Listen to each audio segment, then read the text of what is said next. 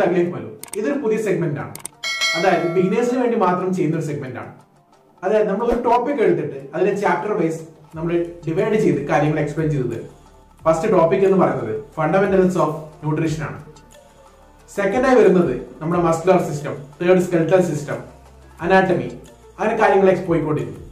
അതായത് ഞാൻ പറഞ്ഞു വരുന്നത് മൊത്തം ഇതുപോലത്തെ വീഡിയോസ് ആയിരിക്കുന്നല്ല, മാസത്തിൽ ഒന്നോ രണ്ടോ വീഡിയോസ് ഇതുപോലെ ചാപ്റ്റർ വൈസ് ആയിരിക്കും. ഇത് മെയിൻ ആയിട്ട് ചെയ്യുന്നത് നമ്മളെ ബിഗിനേഴ്സ് ആയ ബോഡി ബിൽഡേഴ്സിന് ബേസിക്സ് ഒക്കെ പഠിക്കാൻ വേണ്ടിയിട്ടാണ്. അപ്പോൾ ഇന്ന് നമ്മൾ ഡിസ്കസ് ചെയ്യുന്നത് നമ്മൾ ആദ്യത്തെ ടോപ്പിക് ആയ ഫണ്ടമെന്റൽസ് ഓഫ് ന്യൂട്രീഷൻ ആൻഡ് ഫുഡിന്റെ ഒന്നാമത്തെ ചാപ്റ്റർ ആയ ഫുഡ് ബേസിക്സ് ആൻഡ് കലോറീസ് ആണ്. ഫസ്റ്റ് തന്നെ പറയാം, എന്താണ് ഫുഡ്? ഫുഡ് എന്ന് പറഞ്ഞാൽ ഒരു സബ്സ്റ്റൻസ് ആണ്. ഇത് എന്തിനാണ് ഉപയോഗിക്കുന്നത്? നമ്മുടെ ഗ്രോത്തിനും നമ്മുടെ മെയിൻ്റെനൻസിനും വേണ്ടിയിട്ട്.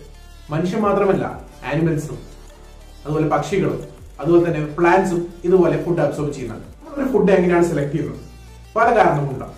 ഒന്നാമതായി ടേസ്റ്റ്, രണ്ടാമതായി അതിന്റെ അപ്പിയറൻസ് കണ്ടിട്ട്, മൂന്നാമതായി അതിന്റെ സ്മെല്ല് കേട്ടിട്ട്, നാലാമതായി അതിന്റെ ടെക്സ്ചർ കണ്ടിട്ട്, കൂടാതെ അതിന്റെ സൗണ്ട്, അതായത് നമ്മൾ കഴിക്കുമ്പോൾ വരുന്ന സൗണ്ട് വരെ അതിനെ അഫക്ട് ചെയ്യും.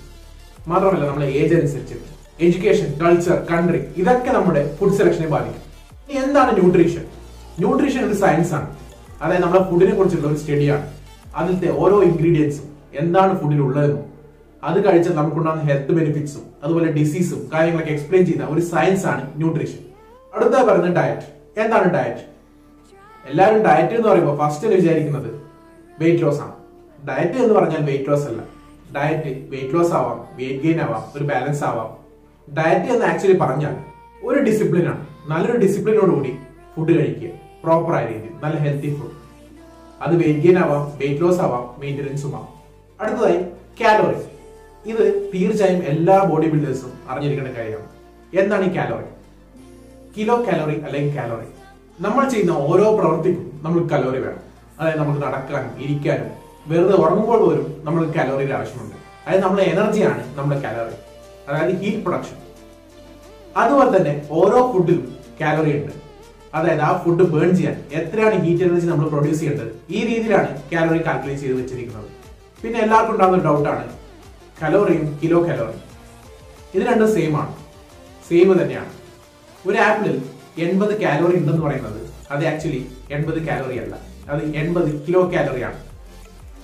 കിലോ കാലോറിയെ നമുക്ക് കാലറിയായി റെപ്രസെന്റ് ചെയ്യാം. അതായത് കാലറിയുടെ ആദ്യത്തെ ലെറ്റർ ആയ സി ക്യാപിറ്റൽ എഴുതിയാൽ അത് കിലോ കാലറിയായി. അതായത് 1 കിലോ കാലറി എന്ന് പറയുന്നത് ഒരു ക്യാപിറ്റൽ സി കാലോറിയാണ്. അതേസമയത്ത് 1000 സ്മോൾ ലെറ്റർ കാലോറിയാണ്. അപ്പോൾ ഇത് പലർക്കും അറിയില്ല. നമ്മൾ പല പ്രൊഡക്ട്സ് എടുത്താൽ കാണാം, അതിലൊക്കെ ഒരു ചോക്ലേറ്റ് എടുത്താൽ 350 കാലോറി, ഇതിലെ സി സ്മോൾ ലെറ്റർ ആയിരിക്കും. ആക്ച്വലി അത് സ്മോൾ ലെറ്റർ എന്നത് തെറ്റാണ്. മീഡിയയിൽ വരുന്ന വലിയൊരു മിസ്റ്റേക്ക് ആണ്.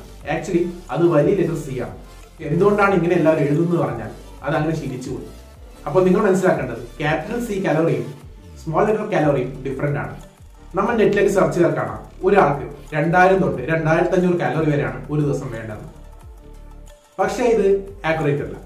വയസ്സ്, ഹൈറ്റ്, ഫിസിക്കൽ ആക്ടിവിറ്റി ഇതൊക്കെ ഡിപ്പെൻഡ് ചെയ്താണ് നമ്മുടെ കാലോറി കാൽക്കുലേഷൻ.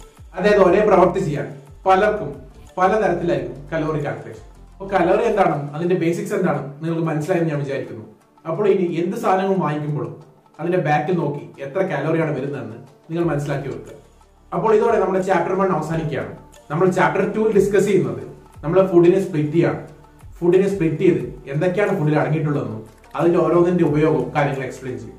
ചാപ്റ്റർ 3 അടുത്ത ഭാഗം. അപ്പോൾ ആദ്യമായിട്ടാണ് ഈ ചാനൽ നിങ്ങൾ കാണുന്നതെങ്കിൽ തീർച്ചയായും സബ്സ്ക്രൈബ് ചെയ്യുക, ബെല്ലൈക്കൺ പ്രസ് ചെയ്യുക. നിങ്ങൾക്ക് ഇതിന്റെ നോട്ടിഫിക്കേഷൻ വരുന്നതാണ്. അപ്പോൾ ഈ വീഡിയോ ഇഷ്ടപ്പെട്ടെങ്കിൽ വീഡിയോ ലൈക്ക് ചെയ്യുക, ഷെയർ ചെയ്യുക, കമന്റ് ചെയ്യുക. Till then stay care, stay strong.